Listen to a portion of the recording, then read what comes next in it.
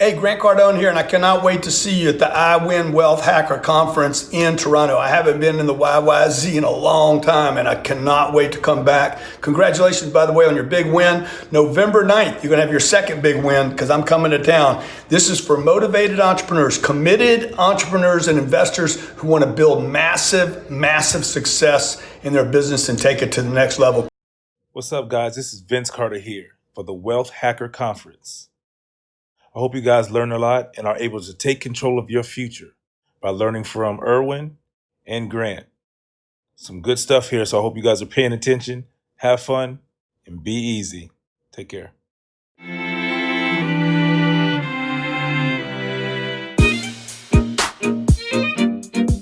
Congratulations, Toronto and Canada. We are the champions. We did it.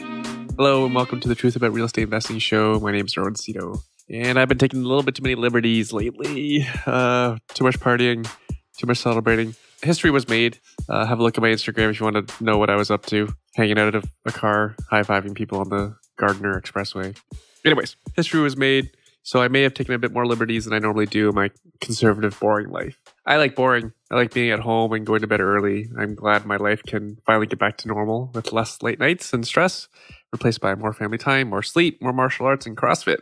Life isn't always boring, though. I kind of exaggerate. I don't know what's normal, but this is my life. I'm getting a new car soon. And I challenged my mastermind group, and they accepted, every one of them, to go on a CN Tower edge walk.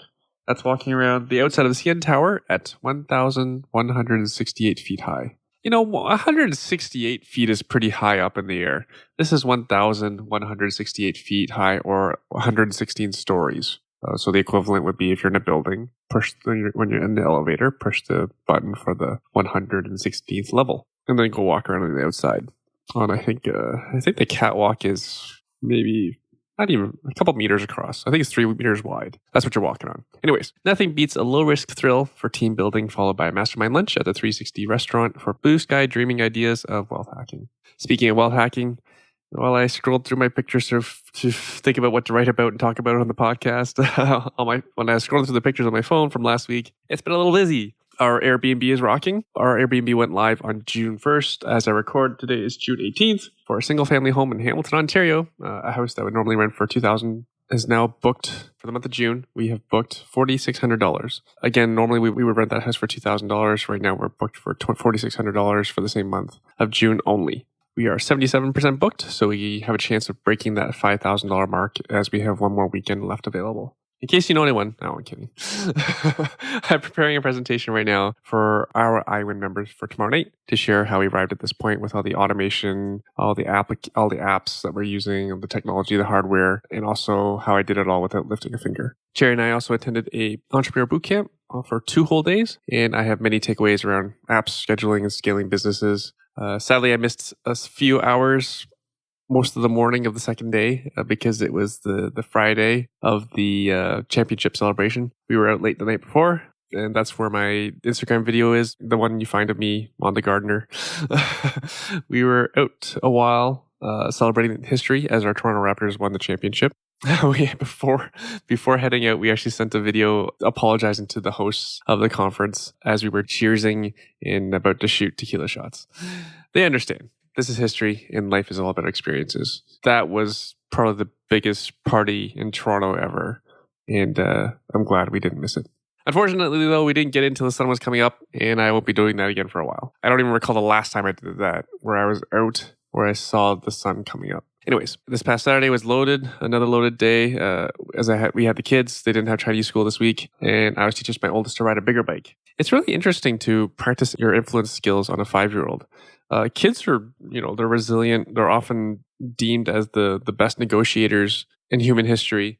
My daughter did resist. She wanted her old bike back, but she's a champ. I was just using my influence skills, and she only wants her new bike, which is pretty cool. And then later on that day, same day, my clients hosted an open house at their new build, 2 semi-detached houses. So they built them themselves, each with basement apartments. I'll have one of the partners on the project, Steve Ford, on this podcast shortly to explain the ins and outs of construction. He's a project manager by trade. His day job is he's a project manager for a major builder, and he's an expert in home construction. As always, we always look to bring you the experts on this show. There's nothing wrong with those starting out and sharing what they're up to, but where I draw the line is where someone is on their first project or third project or whatever, and then now they're offering coaching services. Just saying. For some background on these new builds, my clients bought 2 houses. One was a single family. These were adjacent houses. One was a duplex. And then they severed the backyards to build 2 more houses, semi-detached, each with a basement suite each. As I mentioned, each build is rented for $3,400 plus utilities. And the combined property is now what was 2 houses, 3 units is now 4 houses and 7 units, rented for over $10,000. Anyways, this is next level investing, so stay tuned for Steve Ford. If you've never done this sort of stuff before, the feedback I'm getting for beginner builders is they need help with construction, and hence I reached out to Steve to come on this podcast to share the ins and outs of construction. And then our sponsor for this week's show is iWin's Wealth Hacker Conference on November 9th, 2019. Like Vince Carter said, at the Toronto Congress Center, we will be sharing the best secrets of the rich, including the 10x mindset. A friend of mine, Omar, his friends call him the Oracle. He earns a pretty decent 6-figure income each year, only working 50 minutes a day on his phone, trading options. So you don't want to miss that. Then there's earning income like a bank passively. Good friend of mine, Jay Gabrani, when his back was against the wall and he needed to earn income, this is what he did. He played the bank and he lended his funds in order to earn interest so that him and his family could live. And of course, we'll cover all the traditional real estate topics such as apartment buildings, raising capital, Airbnb, student rentals, accessory apartments, land development, and so much more as we confirm more and more wealth hacker experts to share. We actually just had someone cross our desk who knows cryptocurrency and how that relates to real estate. So hopefully we'll have an announcement on that soon. Tickets are on sale now at wealthhacker.ca. Don't delay. Prices go up. Prices will continue to go up as time goes on and as we sell out blocks of tickets. We sold out several blocks of tickets this past weekend already, and the price has gone up. So honestly, please don't wait if you want the best prices. Again, wealthhacker.ca if you're interested in learning the best side hustles that are out there and income replacement opportunities. November 9th, we have the rich and successful sharing their secrets on how they become rich and successful. You don't want to miss this. On to this week's show. Officer Dave Knight is a friend of mine. He's an investor, client of ours, fellow podcaster of the First Responder Wealth Network, spreading the word for fellow first responders, EMTs, firefighters, police, how even those with a pension, those folks kind of need it even more than regular folks with pension or without, when you consider what they're risking with their personal safety every day to protect the rest of us. Dave is also a bigger fan and student of Grant Cardone than I am, having taken some of his masterminds years ago in apartment building investment mastery courses delivered by Grant himself in person. Dave also has insights into Grant's strategy and lessons as to the current projects that go into his over $1 billion assets under management portfolio of real estate multifamily. Grant is legit, and Dave has some stories on that. This is not what I expected at all. Grant's strategies are not what I expected at all, so you want to have a listen to this. And some friendly suggestions by timmies for any first responder you see in the line at Tim Hortons, and I proudly give you Dave Knight. Selfishly, I want to ask you about Grant Cardone. Yeah. No, I was asking earlier. Yeah, go ahead. Because you're more familiar with him than I am, actually. Like, you've taken more of his courses. You've been taking more of his courses, and you've been a student of his longer than I have. He had quite the influence on me at the beginning. I mean, I don't know. I feel like I've really opened my mind and kind of exposed myself to a lot of different people, different mentors, over time. But he kind of kicked me off and kicked me in the butt, really, with his 10x mentality. My first time I saw him was in Vegas a couple years ago at his 10x 2 years ago, and it was just amazing the people that were there, and so I opted into a Ty Lopez course, which was kind of a mastermind, virtual mastermind. So I've tapped into a little bit of Ty Lopez stuff. I've tapped into Grant Cardone, but Cardone really got me thinking about multifamily right from the get-go. So that's kind of where my focus has shifted over the last maybe year or so. And but he's, some things you can you can't follow everyone to a T, but you take little bits of each person, and I've taken a lot from him for sure, especially with his thoughts about money, how to grow money, how to focus on money, multiple streams of income, just a lot of things that people aren't talking about or hadn't talked about or I hadn't been exposed to anyway. So it really lit a fire under me and got me thinking, and met a lot of great people through his network too. So cool. No, and I'm excited for your event. Thank you. November 9th, correct? Yes, November 9th, Toronto Convention Center. Toronto Congress Center. Oh boy. You gotta get that one down. Toronto Congress Center, North Building. Yeah. So how many seats are in that building? It ranges. We have one of the smaller rooms booked, but the building has like 3 other rooms should we require more space. Gotcha. But right now we're planning on using the smallest room because it's the nicest room as well. Nice. Yeah. So I guess the bigger question is the VIP seats. Yeah. What do you have a number on those ones, or? Yeah, it'll be released. Actually, that's the tricky part because the price changes depending on when people are looking, right? That's why we committed to the first release of tickets will be the cheapest and the best. So if anyone wants ticket prices, just go to the website. I've told everyone the same thing. It really depends on when you're looking. Just go to wealthhacker.ca, and that's folks will see the best. That will be especially if they're early. The earlier the better. It really is the best value. I mean, I've been hesitant on buying certain things along the way, whether it be courses, seats, and you really do regret it. If you know you want to do it, just do it. Pull the trigger, and because I mean, right. Prices do go up, and the amount of money you can save just by jumping on those early bird tickets goes a long way. Well, the other thing is, I'm Facebook friends with a couple other Grant Cardone students or fans. Not everyone has their picture with him, right? Versus our VIP has that opportunity to take a picture with Grant. Nice. Because if I recall correctly, at 10X GrowthCon, you had to be a diamond ticket holder to guarantee yourself a picture with him. Yeah, it's and those prices were. That was you, right?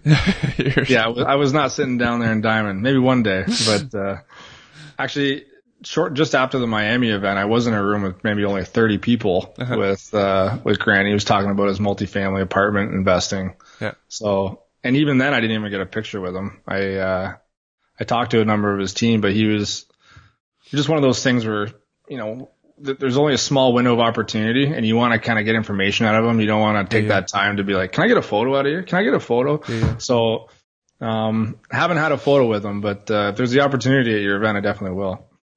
VIP. Just for selfish purposes, just so I can do the old selfie. Hey. We'll have a professional there available to take proper photos, and nice. maybe a volunteer on hand to use your phone as well, if that's what everyone likes instant, right?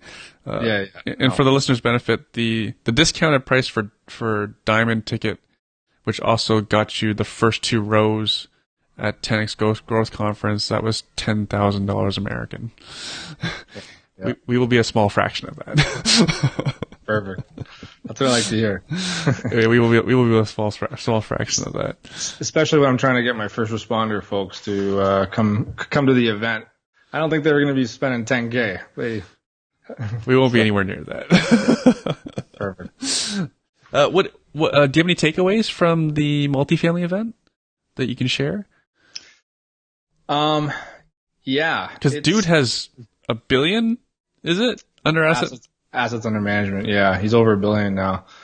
To be honest, a part of me going to that event, and it was pricey, but I wanted to legitimize him. I wanted to confirm, in the flesh, if he was the real deal or not. So he actually had his old brokers in. He had his old, he had all of his portfolio in there that he was showing, some vendors that he had dealt with, property managers, that sort of thing. And the takeaway I took from him was he has been doing this for a long time. He is the real deal. Mm-hmm. He does care. But he's got a different outlook and approach to investing. Like the one of the first things that he said was he wished that he had purchased lower cap rates right from the beginning. So he's going after more the appreciation and rent increase versus the higher yield plays. So more demanding properties in more desirable areas, and basically sit and wait for demanding property. So that was a different approach, because when you start thinking about cash flow and the properties that I would look at, even myself, I've opted into a large syndication 680 unit down in Indiana, and we're doing high yield there. Whereas, where he's looking, it's lower cap, like 4 or 5 cap rate, which is extremely low. Wow. Yeah. Mm-hmm. Which is, I don't even know how he's making it. Like, I know how he's making it, and he'll obviously touch on that at your event, I'm sure. But, and he explains it better than I do, of course, but it's a different approach, and it's worked for him. But you can see his progression over the years. He didn't always buy those properties. He was buying the higher yield, a little bit more, CapEx needed, that sort of thing. And he's graduated to where he is now. And he looks back and says, I wish I bought lower cap rates. So it's interesting. It's interesting. Right. Okay. So for the listener's benefit who doesn't understand cap rate is it's a figure used to determine risk. So the lower the cap rate, meaning the lower the risk. Higher quality the building, higher quality everything, location, tenant profile, versus higher yield would also be indicative of a higher cap rate, which would be higher risk, more work for the property. Yeah, and not necessarily more work, but your return is much lower. Mm-hmm. So your income is your cash on cash is much lower. Yeah, the cash on cash, exactly. Yeah. So it's just a different approach, but where he's purchasing is, grade A properties, or grade A locations, and at the end of the day, he's banking on the appreciation and the rent growth. So as long as that stays true, and in his eyes it has in the last 30 years, so he's banking on that, and it's working. Interesting. So usually if that's your play, appreciation play, that usually means you have to be more bullish on the economy and bullish on the location. Talk about mindset. His mindset is out of this world, right? And he looks at it as a global way. Like, he looks at it as US is on sale right now. If you follow him through social media or anything like that, he's going, he just did a world tour, and he goes over to Europe, he tours over there, and just goes all over around the world, and the expense, over whether it be Japan or anywhere there in Asia and Europe. The prices are, triple of what they are here, right? And the rents are triple than what they are here. So he sees that as where the future will go, even in the U.S. So that's why I think he's bullish on it, because he's looking at he's relating it to the global play of other assets as well, versus just in your own backyard. Interesting. I wonder how easy it is for him to get money into the country, because I know how hard you and I would have great difficulty putting money into Cardone Capital, being it's a U.S. Limited partnership. Not really. There's strategic ways to do it. I actually looked into it. To make it beneficial, you need to set yourself up under a C corp down there. Otherwise, you'll get you get double tax, and I'm sure your wife can attest to all this terminology better than I can. But basically, you have to set yourself up properly. Otherwise, you're right. It's not going to work. And you have to. There comes a point where how much you are going to invest. Otherwise, it's just not worth it. Like, I know his minimums right now are like $5,000.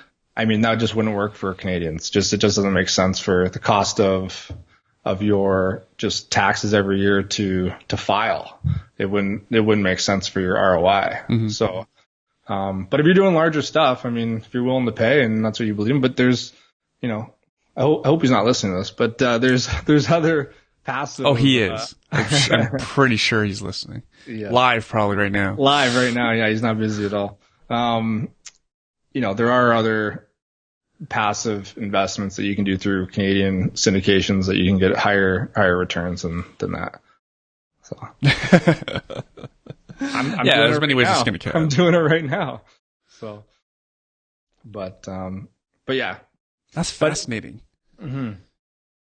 And at the end of the day, there is no only one path. Mm-hmm. I mean, there is no right way. And I talk about this all the time, and even in my ebook, I talk about, it's whatever suits you and whatever works for you. Mm-hmm. Obviously, in my situation, I like the more active approach at the beginning, taking on rental properties, managing them myself, getting in the BRRRR, forcing appreciation, that sort of thing. But a lot of people don't want to do that.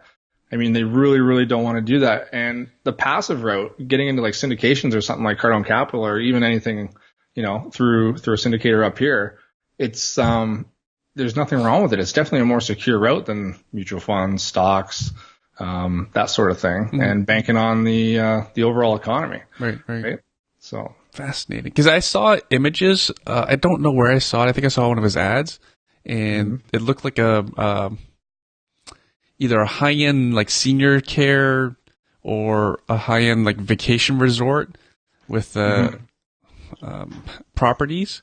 And it's like, wow, that's not what most people think about when they think about multifamily investing. Like it looked very nice. Mm-hmm.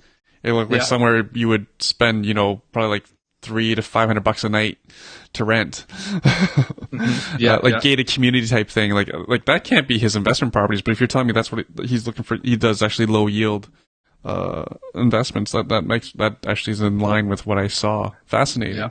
When I was down there for the 10X and his masterclass, I was going to drive up to, I forget what it was called, like 10X Living. It was just north of Miami, and just looking at the photos, it was gated community, very, beautiful property. And I think the rents were $1,500 something, $1,600. So I mean, perspective from here, very low. So I mean, without a doubt, the rents are going to go up, and I know the dollar is different, but it's still relative, to what we are here to there. So I mean, can rents go up even $500, $400, even $200? When you times that by 300 units or mm-hmm. 500 units or whatever it is he's buying there, I mean, my God, that's where your value increases mm-hmm. tenfold, right?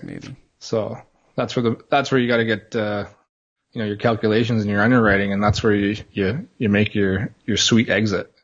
Cool. So my understanding is also specifically to Florida that their laws are much more protective for the landlord.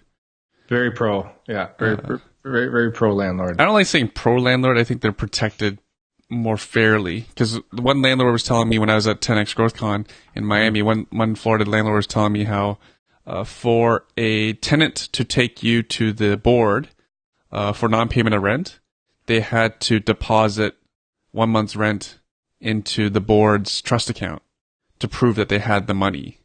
Really? Right? Versus here, I think 70% of landlord-tenant cases are for non-payment. There's a good portion of them are because the tenant doesn't have money. Right? They're just bogging down the system. I don't know about you, but that sounds pro to me. It's not. I don't say it's pro. That sounds very fair. True, right? True. I think we're so used to, and this is coming from my perspective, but very lopsided way of mm-hmm. of becoming a landlord and mm-hmm. and having to deal with tough situations. Mm-hmm. It doesn't take much for a professional tenant to delay a process for 6 months mm-hmm. or longer. Mm-hmm. It's unfortunate, but that's why we have our systems in place and do our due diligence and try and eliminate those risks, right? Mm-hmm. Mm-hmm. So let's keep on this multifamily path. Sure. Where are you looking? Because are you doing investments for yourself personally? Because you mentioned syndication. Let's talk about that. You mentioned something in Indiana, syndication in Indiana. Mm-hmm. Mm-hmm. What's that about? So basically, being exposed to how even passive investing works. Like that was just something I never was on my radar. It was always just, buy and hold, buy and hold, buy and hold, buy and hold. And obviously strategies along the way, like Burr and everything. And then I started looking at the returns and like what it is I want. So, I mean, we can buy a house here in cash flow, a couple $100. And don't get me wrong. When I'm comparing these numbers, I'm saying, you know, you have your principal pay down, you have your appreciation, you have your cash flow and everything else all tied into that. And that's great, but I want cash flow and I want the ability to increase my yearly cash flow. So eventually I can match my income and surpass that, right? So when I started looking at the numbers, you know, so you buy a property around say Hamilton, which is still a great market.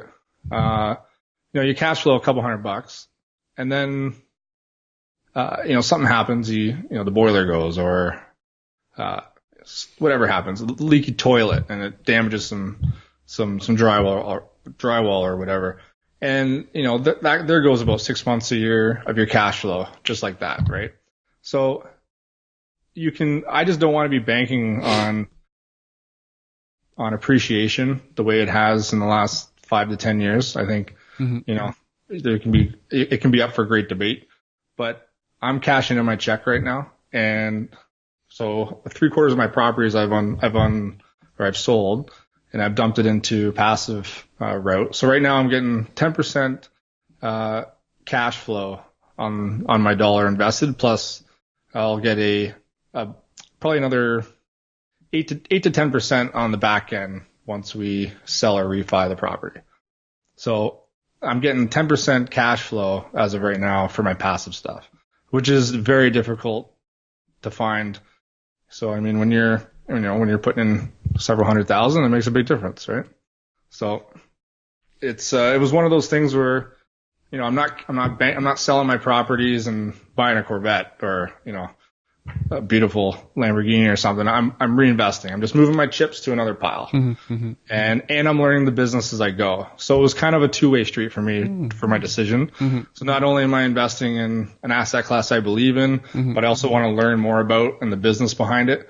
So I have that mentor as well. So I'm opting in with him and I'm learning as I go. So it's like kind of a two-way play for me. Cool. Can we touch on your Hamilton fourplex? Because sure. I know you sold it for a good penny. Can you share some numbers? Sure. What did you buy it for?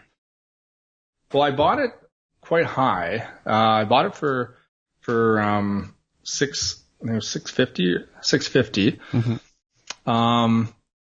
I put in about 140, and I sold it for 930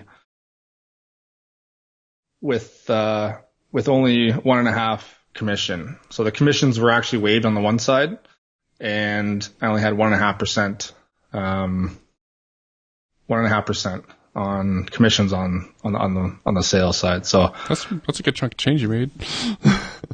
for about 15 months. That's it? Not bad. Yeah. That's almost $10K a month. Capital gains money.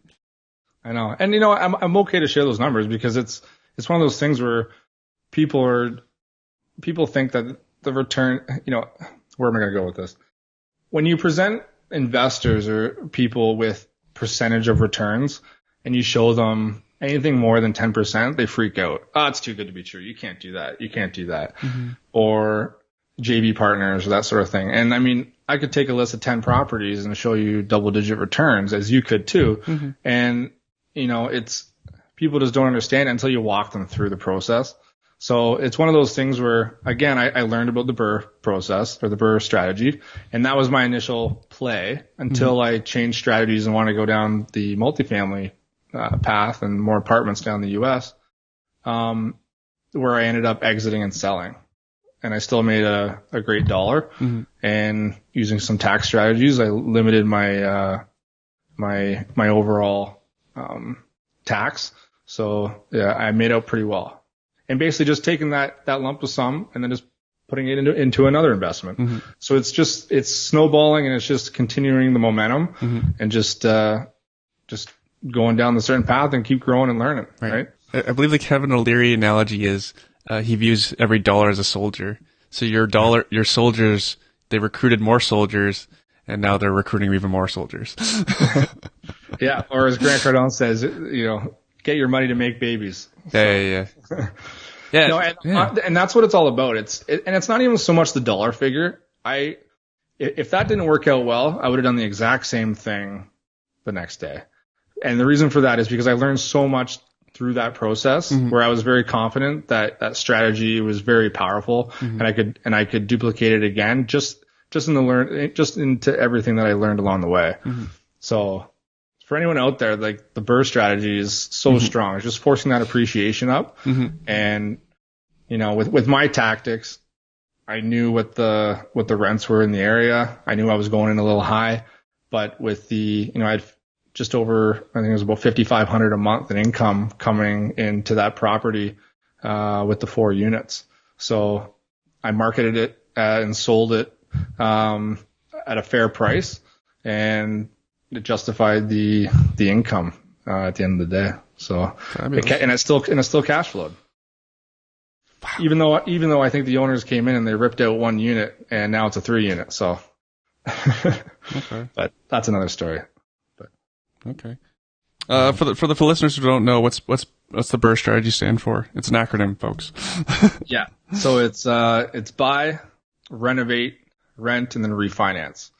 And sometimes people throw in that repeat at the end there, but it's a powerful strategy that if you can find a property that undervalued or even just a little bit below value, you can really force that appreciation, right? And then take out your dollars out of the property, right? And then do it again. So. Now I want to clarify. I think the BRRRR is more for folks who want to be a bit more hands-on with their investments. Absolutely, yeah. For the person who only ever wants to own like 1 to 4 properties, they don't have to be so advanced. I never want someone to feel overwhelmed that they don't get it started. So for those folks, there's nothing wrong with buying a single family that's turnkey. No, it's not going to cash flow like something else will, but I don't know what you're going to do that's a better investment. So I'll just leave it at that. Sorry, go ahead. And that's a great point. I mean, I'm telling the story about my home run I just had, but that doesn't get back. I've owned properties for about 10 years, and it was simply, buy and hold, wait for that appreciation.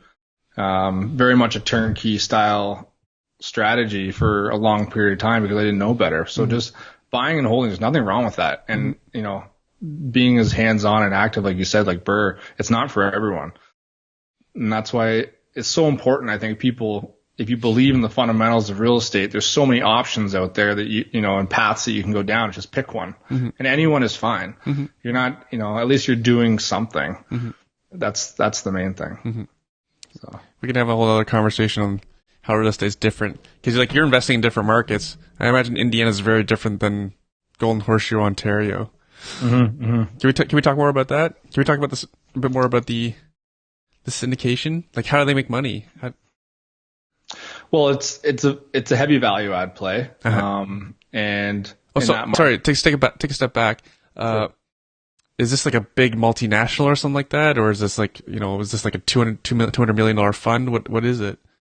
No, it's just an individual who I know, okay. And he helped me. He mentored me a couple years ago, and to be honest, I didn't take action as far as the U.S.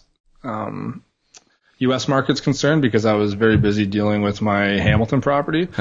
But I just kept in touch, and he's a good guy, and so now I'm ready to focus my attention a little bit more in the U.S. And it was an opportunity that just kind of timed out well for me. So I'm learning the investment itself more as time goes on. I didn't do a lot of front end due diligence on the actual deal itself because the deal was already done. So I was in it probably about 6 months to a year after the investment was already closed. So just because I had that relationship, I was able to enter the investment, right? But as far as the market down there, I personally haven't been down there. I plan on going down there actually, but which isn't normal. I mean, the average, I think he's got about, I'm not sure how many investors are in the whole syndication, but that's not a normal play. But just because I have that relationship, I will be going down and learning the business. So I'm looking forward to it. It's basically, again, it's a different perspective or a different strategy versus like a Cardone play, right? I mean, Cardone's buying low cap rates, prime, beautiful markets, where in the city in Indiana, it's like, what's the name of the city? It's you ready? It's the armpit of Indiana. It's Gary, Indiana. So it literally is, it's like Windsor maybe 10, 15 years ago. Ooh. Yeah. So what's the cap? Like 18? No, seriously, what is the cap rate? I don't have the numbers in front of me. I'm not sure what the cap rates are. But again, it's just one of those things where... Double digit though, right? Oh, yeah, absolutely. Yeah, of course. And, it's one of those things where it takes a lot of experience. The average... the amateur investor who's doing the syndication for the first time, or GP, which is a general partner for the first time, is not going to take on these type of investments, right? No. Like it takes a lot of experience, and this person has years of experience, about 20 years of experience, and those are his markets, right? So that's his wheelhouse, and those are the type of investments that I want to be into, because I want the higher yield and higher return, personally. Right. At this point. So your mentor has boots on ground then, because these are not easy.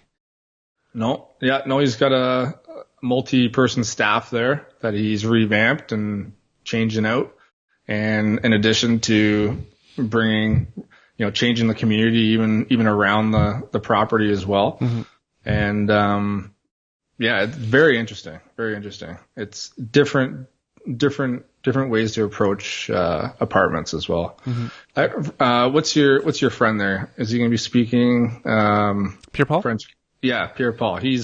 I know he's heavily obviously into the apartment space, and I'm not sure what type of properties he focuses on. What type of properties does he focus on? Apartment buildings? Yeah, no, I know, but I mean, what? There's like grade A, B, C level of apartments. I don't know how you put it. Like, for instance, Grant Cardone right now, he's buying, I'd say, the B and A. Yeah. A lot of people focus on the C class properties, and they kind of try and bump them up to a C plus or a B, and that's how they raise the rents and and whatnot. I just wasn't sure what type of properties he was involved in. So I'm just guessing. I'll ask him again on a future date, but I think he's somewhere. I think if you asked him, it'd be like middle class and lower, right? Probably middle class would be the highest, and then like the upper part of the lower class would be the lowest. And that's a safe place to be. I mean, the higher end you go, the more, I guess, vulnerable you are to the economy and the recessions and that sort of thing, right? So it's I'm not going to sit here and speak like I'm a professional and I have all the years of experience to talk about certain apartment investing, but that's what I'm learning, and that's what I'm going into because of the economies of scale and the security that is behind apartments. So actually, before we continue, I do have to say, so you have a relationship. So I'm sure things are good, that even though you haven't seen the properties, but for listeners' benefit, formula for disaster usually includes not seeing the property. So I just want to include that. And it is well documented. I haven't seen one of my properties before I bought it firm. So, but again, again, experience comes with that play, right? Yeah. I mean, experience comes with play. You're not going to be buying your first or second or even third property without seeing it, because you got to learn the ins and outs and what makes a good property, right? And also having people on the ground, right? Like, I'm sure if you bought your property, you had people who you trusted and confided in who know the business that said, yeah, this is a good property. Yeah. Or a home inspector said, yeah, he was walking through with the agent or whoever it was, So. Versus that's a good point, because part of the cases where I've seen where things went colossally bad, where they didn't see the property, the person that told him it was a good deal was also making money on the deal. So yeah, and that's okay. I mean, there's nothing wrong with that. Nothing wrong with making money. It's just you got to pay to play sometimes, and time is precious, and time is money. So if you're willing to save your time and energy to get someone to reassure you that this is a good move, then so be it. Awesome.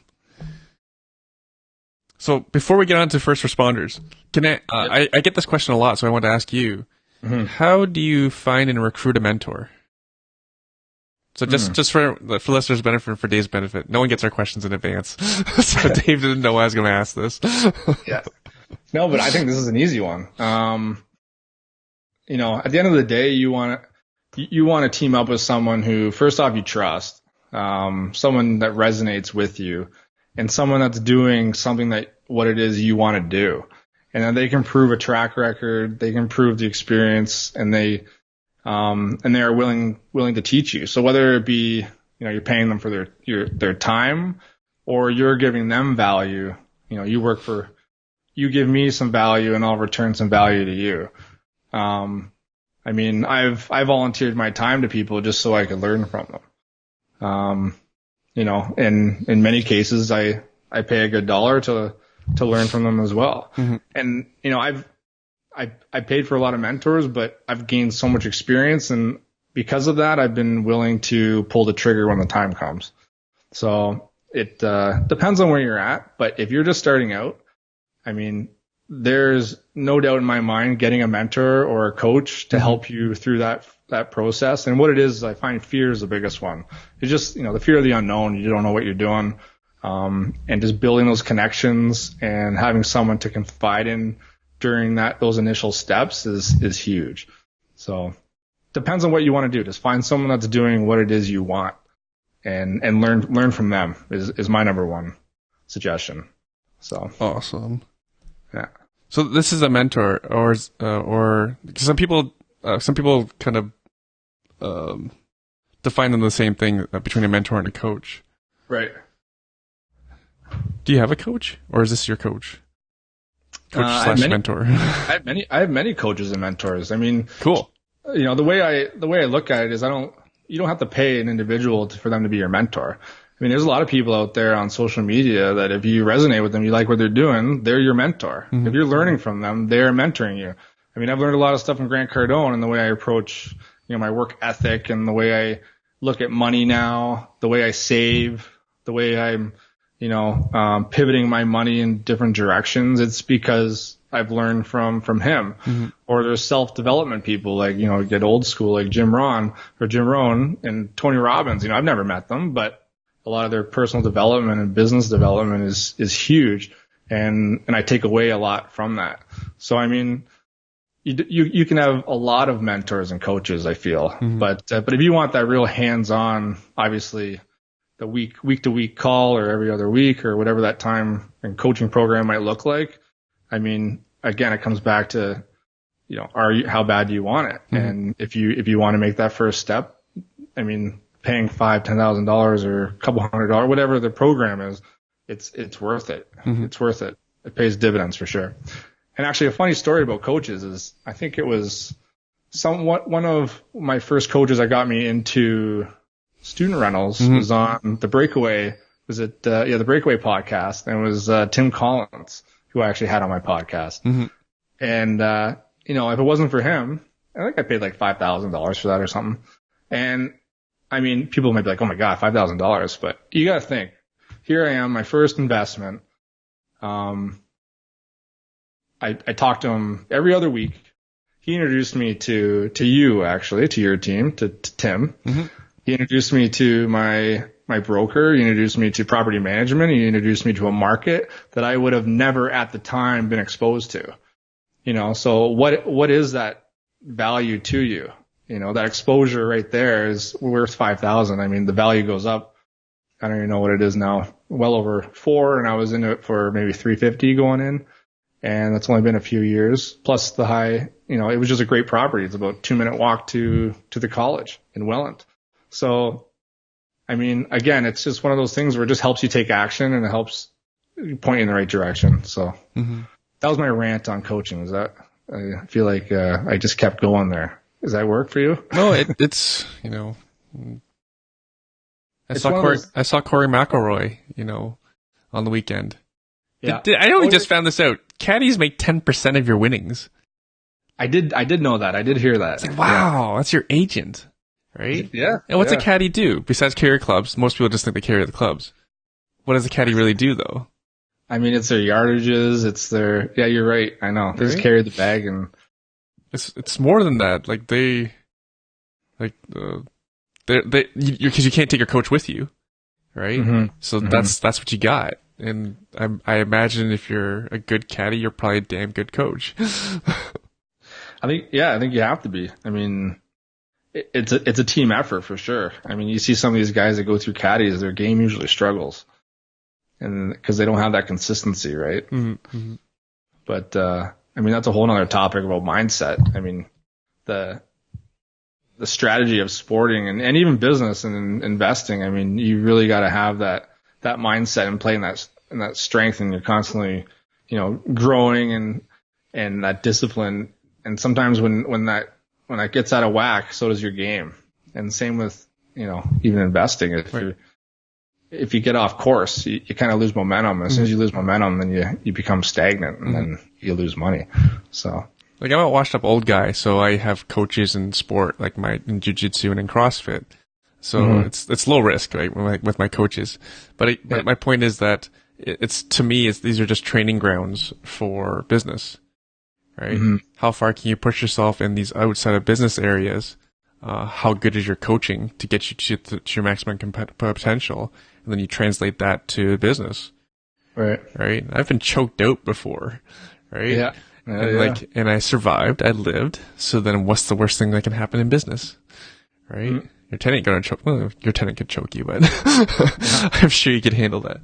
Yeah. Well, that's when you call my people and they come out and help you out, right? So. I actually had a really good segue. So you talked about how Grant taught you about multiple streams of income. Like, I'm sure you get this a lot. Why do you need multiple streams of income? You have a high-paying job. Your OT pays you a lot of money. You have a big fat pension that's like guaranteed by the taxpayer. What do you need? What do you need more money for? Save some money for everybody else. If you want to go down that road, I mean, we could open a can of worms about our pension. But I mean, first off, nothing's guaranteed, and there's a lot of stories within the U.S. and now Canada, especially in the private sector, that have proven and shown that your pension is not guaranteed. No, it's not.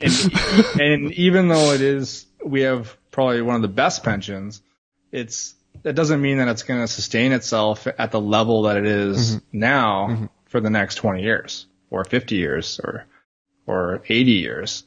Oh, sorry, Dave. Just to interrupt. I'm really sorry because I should have mentioned first. In case anyone doesn't know, Dave is a first responder. He is a police officer. Yes. And for those of you who don't know, I have a podcast, First Responder Wealth Network. So if you're a first responder, definitely check it out. Or even my, I have an ebook out for you guys too. So it's all free at 911wealthnetwork.com. So I just had to plug that one in there too, Erwin. That's okay. That's totally cool. So the question is like, why, every first responder in Ontario, they're all pensions, they're all well funded, back to the taxpayer. You guys are good. See, and then that's the I thing. jest because I know lots of first responders. It's not easy. No, it's not. And I'm very conservative. As much as my story about my investments may not seem that way to people, but I really, really am. And the way I look at it is nothing's guaranteed. I mean, there's a lot of people. I have a lot of stories even on my podcast where I've talked to people down in the States specifically where he was shot 4 times in the line of duty and he only had a few years in, and basically after 3 years of recovery, and he still is only about 50%, they offered him a job at below 50% his initial salary. And he said, I can't live on that. And they're already down the States in some areas they're not making like we are up here in Ontario. And he lost his medical, lost his employer, and the reason why he reached out to me was he said, I wish I had some type of financial plan or multiple streams of income like you preach, because I didn't have anything. And if it wasn't for my wife and a small payout, he'd only had I think it was like 3 or 4 years into the job. So he had a 401k that he was paying into, which is their savings and retirement plan there. It wasn't much, right? So, and I believe you told me a story about your buddy who was a firefighter, who I still want to have on, by the way, who he was injured on the job. And that's here in Ontario, I believe it was. Mm-hmm. And if it wasn't for his multiple streams of income and his properties that I'm not sure if he unloaded or what, it was able his wife to take time off to help him recover. Right. Because there's a lot sold one property. That's it. He sold one property? Yeah, to free up, over 6 figures. Because anyone who's been investing knows it's not hard to make 6 figures with one property. Mm-hmm. Yeah. Especially, appreciation the way it's been going, right? Mm-hmm. And you talk about, I don't mean to be like Debbie Downer here, but there's a lot of examples, like I was saying, even OMER. So we're a part of OMER. So obviously our listeners, majority is Ontario here. So, I mean, in the 70s, our contributions from our pensioners was 9-1. So 9 paying in, 1 paying out to 1, right? Right now it's 2-1. Jesus, sorry. Okay. And they're saying in 10 years, it's going to be 1-1. So what does that mean? Right. And then there's lots of reasons for that. But what does that mean? Basically, they're banking on contributions and returns, right? Because your employer matches your contributions, which is you, the taxpayers. And that's going to be an uproar, I'm sure, down the road. And they're banking on returns. So since 2008, they still haven't recovered completely from their downfall. So we're actually underfunded right now, and a lot of people don't realize that. Mm-hmm. I think we're at like 94%, 95%, something like that, which is still strong. But you're talking 8 years, mm-hmm. They still haven't recovered in the best economy in the last, what? Yeah, we've been a bull run for 12 years. Yeah. So, I mean, again, I'm not an economist. I don't deal with this stuff every day, but from an outsider's point of view, I want to take control of my own money and my own finances. And just in case something happens, I want to be able to rely on something else other than my employer or my pension. So that's my motivation. And that's what I'm trying to preach to everyone else and just spread the message to my own community. And, luckily I've gained some pretty good traction with people down in the US and up here. And, and that's a good thing. It's just, at least it's getting the conversation started with people who don't normally talk about their finances or money. So I would hazard to guess, especially for police in the States, it's much more precarious, with their budgets, with their local economies being boom or bust. They're much more well armed. I mean, the population is much more well armed. Yeah, it's a different world down there, and depending on the state, right? Mm-hmm. It's funny because in Canada, throughout Canada, we're pretty even keel all the way across the board. I mean, obviously you have your cities that are higher crime rate than others, but if you go down the states, I mean, some states, have gun restrictions and some don't, right? I mean, arms to carry, you can walk down the street with a handgun off your hip. Mm-hmm. We just don't have that here. Mm-hmm. So, I mean, it's different everywhere you go. Mm-hmm. But at the end of the day, when it comes to your finances, it's important to take care of yourself and care of your own. And the opportunity is available to everyone. They're just not educated and really exposed to it. So that's what I'm trying to do. I've seen some very scary statistics for pension liabilities for the Americans at all levels of government, municipal, state, and those budgets include first responders. So Ontario, I think most states in the U.S. would dream to have our problems. Yeah, I mean, there's a lot of great opportunity down there, and then there's a lot of great opportunity here, but sometimes it's a little bit more difficult up here to to create more for yourself up here, I find, than it is down there. It's almost like that they encourage people to make money down there, where it's up here, it's a little bit more difficult. But then in the flip side, we have a little more conservative means, and our banking can, attest to that one, especially in 2008. But it's, I don't know. It's one of those things where at the end of the day, we just need to focus on it. So very good. It's actually interesting because I know we actually have quite a few first responder clients among our client roster.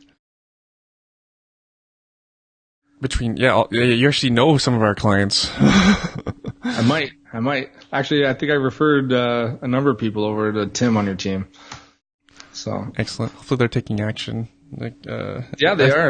There's a couple that just purchased in the Hamilton market. Fantastic. I think they're converting it over to a duplex. I think it's their second property now, their second investment property. Fantastic. Because if anyone needs an early retirement. Seriously, I mean, I joke around, but I'm not joking. I'm like, do you want to double your pension? It's like, well, how do you do that? You can't double your pension. Yeah, you can. You can easily double your pension if you start now. And it all starts by buying your first rental property and just sit and wait and make sure it's desirable and keep your tenants happy, and hopefully that demand's still there, and just take care of it. And you can sell that. You can sell at the end when you're ready to retire, put it in a passive investment, and you can be making, higher income than you would just on the income on the property itself, right? So a friend of mine's made the most awful joke. It's funny. It's not funny. My friend's wife has a government job, and he made the joke. He's joking. He said because she has a very good pension. He said he would never pull the plug. He's joking. Yeah. But like a day after I thought about that, like how awful is that? That money has to play into that decision. Like to me, I'd much rather have the freedom just freedom. Absolutely. Yeah. It comes back to control, right? A lot of, I like having control. I like being able to maneuver my investment if I want to. And it's one of those things where as a first responder, you have to opt into your pension. Like there's no option not to opt in.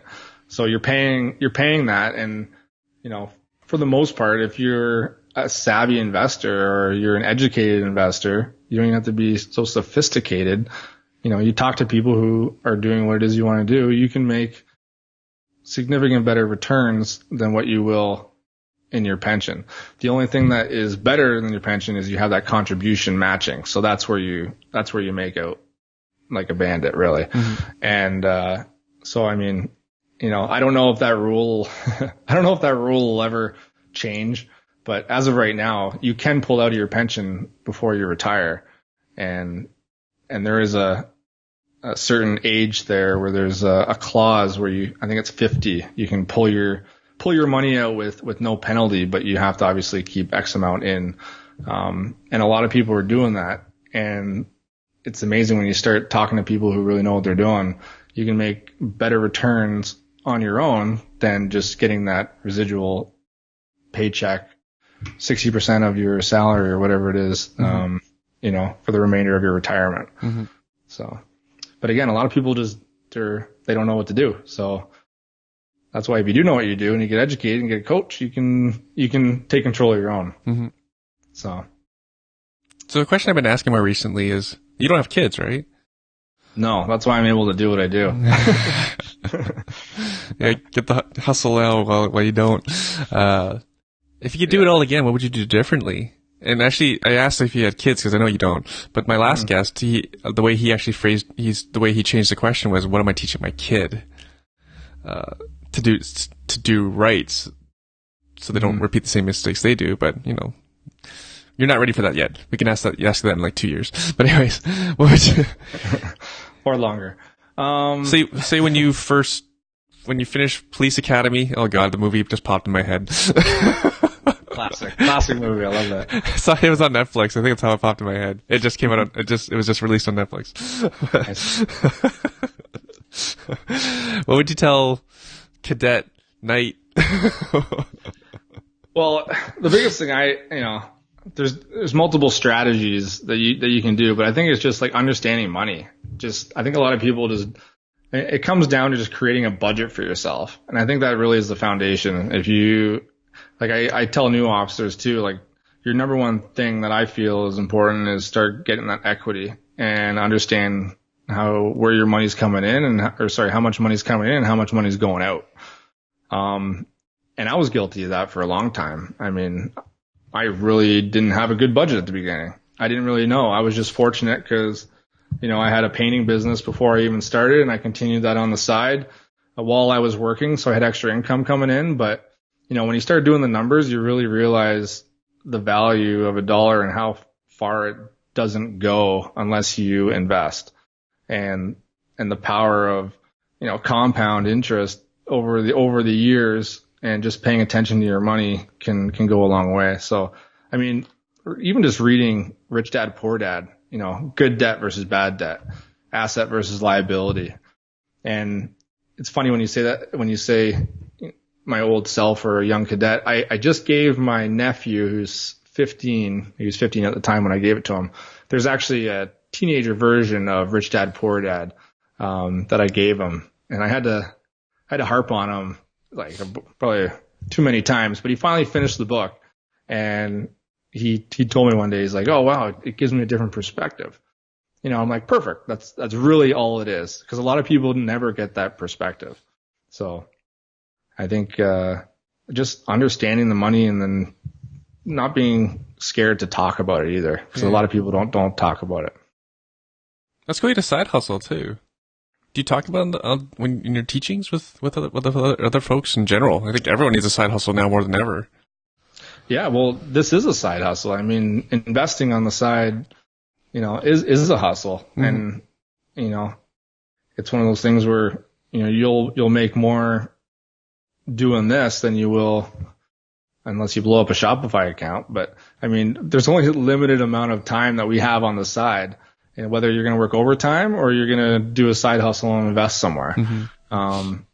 There's obviously just tons of avenues that you can go, as there's online, multi-level marketing, you can sell stuff online, but all that's positive. It's just that, what are you doing with that money? Are you just throwing it away, or are you actually, are you blowing it all? Yeah. Or are you going to turn that into more? Yeah. And I think yeah, absolutely. Yeah. So that's where I would go as far as trying to educate people and just get them exposed to the power of leverage, and then understanding your budget and what you can do with money. So very cool. One jerkish thing I do to people when we talk about real estate and they try to teach me about real estate, I ask them the skill testing question. What has to happen for interest rates to go up? And do you know how many people have no idea how to answer that?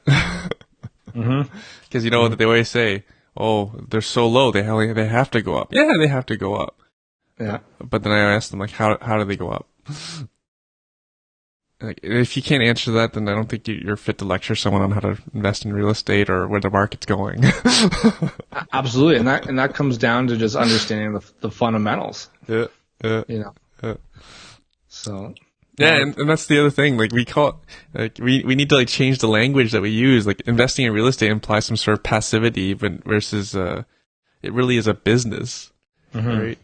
Like you mentioned it earlier, like Cardone his investments. He's investing based on global economics and the strength of the U.S. economy, his understanding of the U.S. economy, and probably where that deal fits into it. Yeah. Right. It's a much bigger decision than just thinking that you buy a piece of land anywhere, a house anywhere, and it's just going to go up. That's not true. Right. My friend just got back from Japan. Like, prices like that's a shrinking population. So what do you think is going to happen? Shrinking population, demand's going down. What do you think is going to happen? Right. Not all real estate goes up. Yeah. And and that's the other thing. That's the other thing too, is I find a lot of novice investors are very bullish constantly, and that's the only part of the equation of real estate investing that they use is that appreciation. Mm-hmm. And, you know, here in the GTA, we're very lucky and fortunate because the immigration is through the roof and people are just funneling to our market, and the renters, you know, the rent demand is increasing. Yeah, it's crazy. It is. Yeah. And again, I'm not up to speed, but I think it was last year, it was like 150,000 more, people that migrated to Canada than was forecasted or what they were planning. So I don't know how that even happens, but it was significantly more. But they all need a place to live. Mm-hmm. They all need a place to stay. And if you ask them, their goal is not to buy a house. You know, their goal is to find a community to live in mm-hmm. and get their feet under themselves, right? Mm-hmm. So, I mean, not to go too deep on it, but you know, we're fortunate. But what I was getting at is a lot of novice investors just bank too much on the appreciation. And if you look in the last, 30, 40 years, the average increase is 5%. So, I mean, people are banking on 10, 15, 20% in some markets like we have in the last 5 years. Mm-hmm. Well, that's not going to sustain. So what do you need to know? You need to know the fundamentals of what, you know, how to operate a rental income property. Mm-hmm. So, you know, and you teach that well. And I learned some of that through your team too. And even your meetups, you know, at the very beginning. So. Mm-hmm. Like you mentioned, student rental, you're invested in student rental. Yeah. That makes what happens in a recession for universities and colleges. People go back to school. Yeah. That means you have more customers for your rental business. Yeah. Right? Yeah. And that's just like you don't always necessarily want to have that high end, you know, $3,000 a month single family home to rent out because if there's a problem in the economy, people aren't going to be able to afford that $3,000 to $5,000 home a month. Mm-hmm. They're going to be going to the $2,500 or the $2,000 a month property or less, right? So, yeah, it's just it's taking everything into account, and it's just being smart about it, not getting reckless. So, not getting reckless. Everyone needs to understand you have two businesses when you're a real estate investor. You're in the rental business, and you're on the real estate market business. The price of the property, and also in the rental business. And it's actually kind of funny because they kind of go in different directions. Economy's bad, rental market's usually good. Yeah. Right, because people can't get mortgages. People can't. Banks are tightening credit, so you have more customers for your business. So so for folks, even if the market goes down, you don't have to sell. Right, your rents are going up. You're actually getting more cash flow. Yeah. It's a horrible time to sell. Yeah, why would you? You know, it's sometimes that panic mode, right? So what's next for Dave? You growing the podcast, taking it on the road?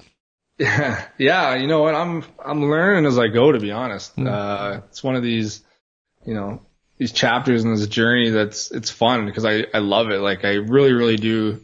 I love just helping my own community, like especially first responders. It's an area that a lot of us don't talk about.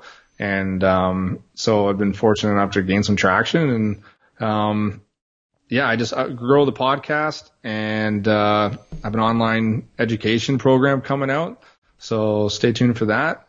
And if anyone's listening, and I think the number one thing is, you know, again, I keep saying this, but you really need to get exposed to your options that are available. And it's not just one route that you can go. So there's passive routes and there's active routes. So even just go to my ebook on my website and you just opt in and it's free for download. There's an audio version too there. And, you read it? You read the book? I am. For the audio version? Nice. I am, yeah. So if you can't get enough of this voice, go check it out. It's 911wealthnetwork.com and just go in, just opt in and I'll send you the link and listen to it as many times over. And what's crazy, especially for you first responders, I do a case study in Canada and the US of where our pension is and what's happened in the last, 10, 20 years. And it's pretty scary. So not to use a scare tactic, it's just, I use it for motivation to just take control of your own finances. So it's just something that you do not want to rely on forever. Right. That's what I got to say about that. Right. So. Could parallels be drawn to other pensioned jobs? I haven't looked or focused too much on the private sector. I know but even still with the government sector. Yeah. Well, exactly. I mean, you can look at like for instance, Illinois right now is 60% funded for their police and fire pension. 60%. Okay. And who else we got? I got a list here of certain, Detroit in 2008, obviously they went bankrupt. They didn't pay, and they didn't pay their retirees.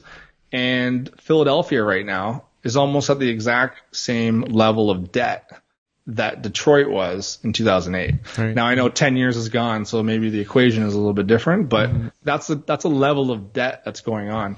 And even in the ebook, I show a heat map of all the states in the U.S. Of levels of debt for the state and the pensions that are, and that's public pension and private pensions. And there's not many green on there. It's all yellow and red, which means up to I believe it's like 60 to 70% funded, which is horrible. You just can't maintain that. That's all. So there's just lots of things to look at and just be aware of. Just don't take things for granted. It's just naive to take too many things for granted, and your retirement is one of them. Right. So. And then for the folks who think interest rates are going to go up drastically, consider what just Dave talked about with debt. Yeah. And then how much worse the situation gets if the interest rates go up. Yeah. I mean, so I'm sure the government really wants to raise interest rates. No, absolutely. I mean, who knows what's happening with the amount of debt that there is within the world, but hopefully there's not a reset button. But it's one of those things where it's just you just got to take control of your own, really, at the end of the day. So, I mean, we can't predict the future. We can only really control what we can control, right? So that's yeah. I meant to ask that question earlier. Is there additional insurance first responders can get? Like, for example, like the gentleman you mentioned that was shot 4 times. Is there additional insurance that's available to you? Yeah, you can opt into additional insurance for sure. That, to be honest, I don't know the details. I personally do not have additional insurance. Right. But I know, life insurance and that sort of thing is on top of what your service or what your service opts into. Right. So interesting. And in that case, he obviously did not, right? So, and I'm not sure what happened with your friend, the firefighter in Ontario there. I'm not sure if he had additional insurance or not, but I would assume not because he needed extra care. And usually that's above and beyond. I mean, we're very lucky. We have great support at our services, especially where I work and all throughout Ontario, really. But it's just, there's always that above and beyond that you need, so. My friend had 4 kids, right? There you go. The care was actually, could have been better. It was still very impressive. Still could have been better, but you have 4 kids. Well, if you're maxed, a year off. and not only that, if you're maxed out, I mean, you're working paycheck to paycheck and you lose 20% of your income, it's, and you're still getting paid, but you're only making 80%. That's through WSIB or whatever the percentage is there. It's not 100%. Right. You're gonna need that additional income. Right. So why not have additional income streams, right? So, and we were talking about basketball at the beginning of the podcast. So I read this on Twitter. I don't know if it's true. It likely is. Like, Kevin Durant got hurt last night. Yes. Depending on when you guys listen to this podcast. Kevin Durant got hurt in the NBA Finals. We're live. We're live, but now. Some people will listen to the podcast later, about 2 weeks later. But someone from the media reported that he has like a $30.5 million policy for next year. Right? That's crazy. Yeah. So if he can't play, he collects $30.5 million. So. It is awful what happened to him. That sucks to be injured like that, but at least he's compensated financially. $30.5 million. No, it's good to dot your I's and cross your T's in the fine print of those contracts too. Yeah. So. Yes. So Dave, one last time, where can folks get your ebook? Where can folks follow you? Yeah, so if you want to get my ebook or reach out to me or schedule a meeting with me, just go to my my website, 911wealthnetwork.com, or email me info@911wealthnetwork.com. And I'll be more than happy to help you, point you in the right direction. I just love this side of what's going on here, and I love helping other people. So Awesome. any way I can help, I will. Awesome. So. Final question. You're a professional podcaster. Was this okay? No, I like this. This was like a back and forth. Sometimes I get in the habit of just rambling, getting them to ramble on about what they've done, and you don't really get down into some good nuggets. So I think we gave a little bit of value here and some insight of different things that people can do, and especially for first responders. So hopefully they're listening. Yeah, especially for the people that rib on first responders who think they have it so easy. It's. Yeah, no. Honestly, and society has no idea half the shit we do every day, and it's probably better off that way. So when you see two coppers doored up in a parking lot, and you think that they're just slacking, they're probably just taking notes from something that you didn't even want to know what they were doing before. So there's a lot of that. But unless you're a firefighter, then I'm just jealous because I'd rather be sleeping while I'm doored up at night. That's a friendly jab. At jiu-jitsu, we have cops, CMTs, and firefighters always seem to be at the end of every joke. So jealous. No, I love what I do, and I love everyone that I work with. So that's what makes it, the people around you. So awesome.